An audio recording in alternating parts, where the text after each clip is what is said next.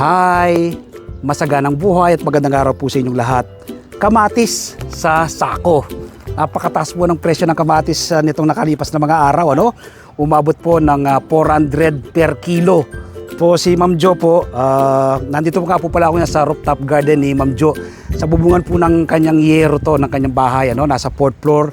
Nagtanim po siya ng iba't ibang uri ng alaman tulad po nitong kamatis. So kita nyo po yung mga bunga.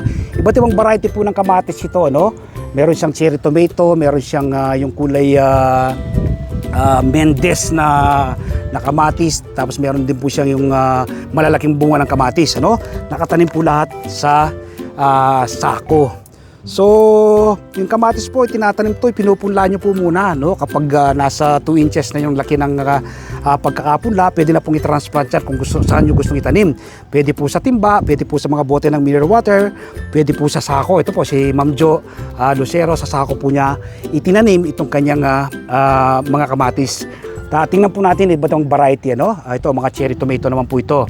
Napakadami pong bunga at hinog na yung majority sa kanyang mga tanim. Kapag gusto po niya ng sausawan, pipitas lang po siya at sobra sa kanilang pangangailangan, binibigay niya sa kanyang mga kumare, mga kaibigan, mga kapitbahay dito po sa kanilang village. Dito po yan sa General Trias, Cavite.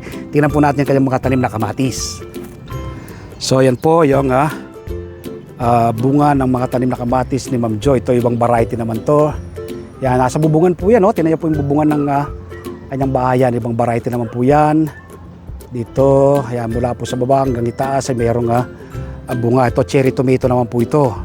Yan, yung mas maliliit. Pero kita niyo po yung bunga, pulpak. Maliliit nga. Pero pulpak ang bunga. Ikutan pa natin dito yung mga tanim na kamatis ni Mama Jo. Ito, iba namang kulay ito.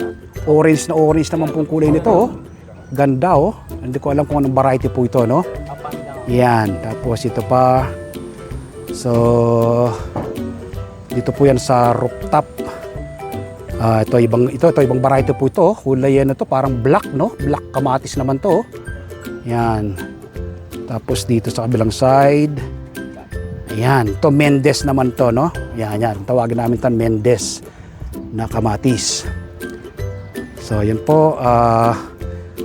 Ilan lang po yan sa mga tanim ni Ma'am Jo. Dito po sa kanyang rooftop garden. Invite ko po kayo, this coming Sunday, mapapanood po ninyo yung aming show, Masaganang Buhay. At ang guest po namin ay si Ma'am Jo Lucero. Mapapanood po yan sa 1PH Signal TV, Channel 1 ng TV5. Napapanood din po sa RPTV, YouTube at Facebook. At invite ko rin po kayo na mag-subscribe. O hindi pa nakasubscribe sa ating YouTube channel, ang Bagsak Reporter, mag-subscribe na po kayo.